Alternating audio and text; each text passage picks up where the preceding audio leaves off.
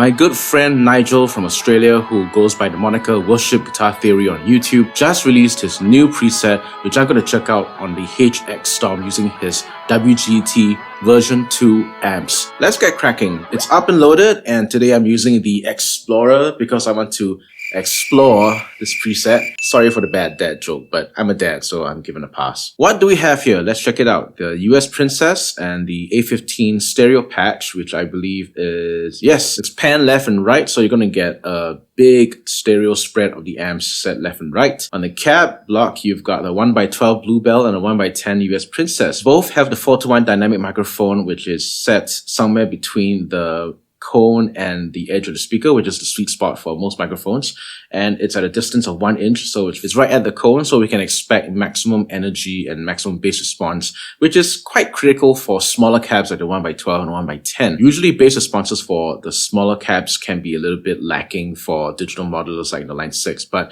having the microphone right at the grill really helps with that bass. He's turned off the low and high cuts on both cabs. Yeah, it looks like it's both cabs. And okay, he's introduced a 5 millisecond delay on the right side, which means that you're going to have a bit of a Haas effect to have a bigger stereo spread, which is pretty cool. Is he doing any EQ? Oh, yep. Okay, so this is the low and high cut. Last but not least, the LA Studio Comp, which is set not so aggressively. It's not that aggressive yet. So without routing my pedal board into the patch, let's hear how this sounds like just with the amps.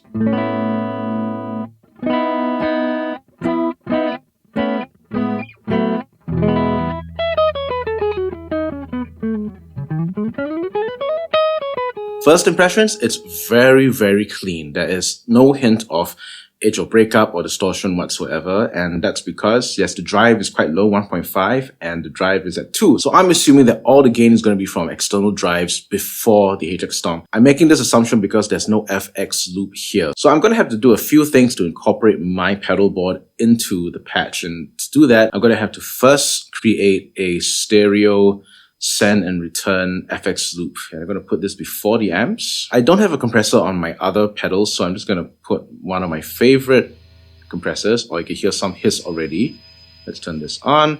The decay at 100 milliseconds. I'm going to turn this out to 450 because that's my usual settings. Kinky Comp is quite aggressive when you first load it up, so I'm going to turn down the mix to 65%. I'm going to turn up the attack and turn down the release to make it less fierce as a compressor.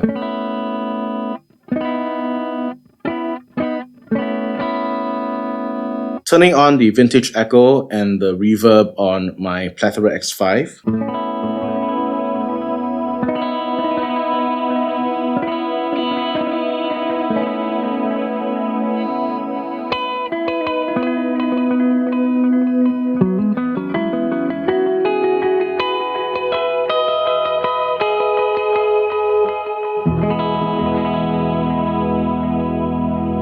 It's still maintaining that clarity and that cleanliness. There's no grit at all. It's a pure, clean preset. Bro, you've balanced out the amps very well. I really love the sound of this.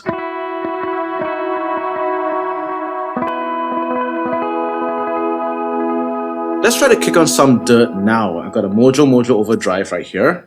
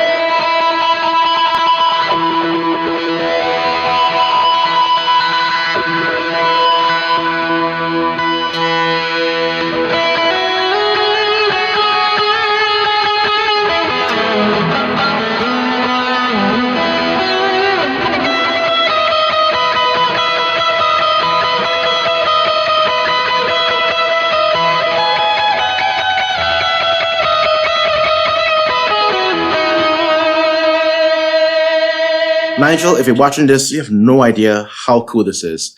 It's refreshing to have a patch that is completely clean, but the amps have zero grit in them so that the pedals before them, like the overdrives and the guitar, their character and the nuances will shine through the patch. Just to let you hear how big a deal this is, I'm going to load up my DH-ish, which is my standard preset for my Bethel style sounds.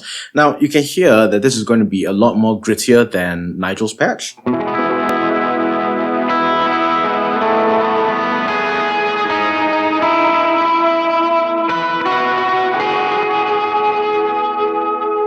Can you hear the slight breakup in the amp? That's really because the amp drives are quite high, I believe.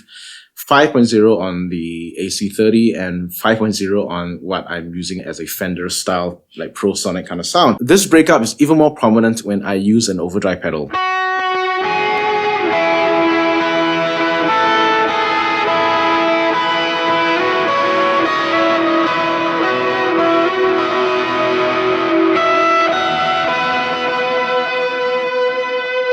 I mean, it's a great tone, it sings for days, but there's grit in it, which sometimes I don't want.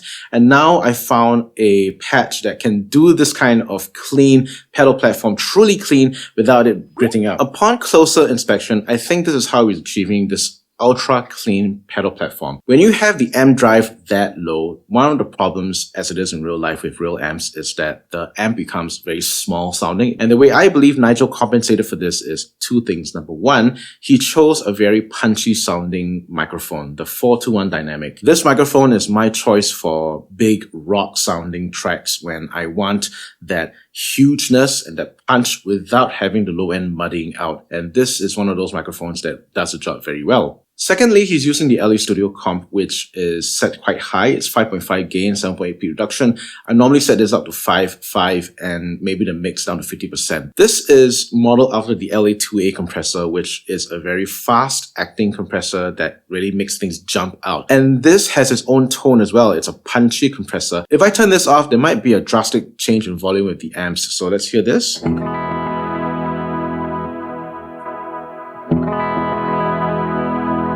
It's night and day. The guitar tone is being pushed to the front, but the transients are not slicing off your ears at the same time. Nigel, thank you for making this preset and teaching me how to make a pure, clean pedal platform. I've linked Nigel's video in the description box below, so please head on over to Worship Guitar Theory and download this preset, get it onto your devices, and I'm pretty sure you're gonna have a blast playing them as I did.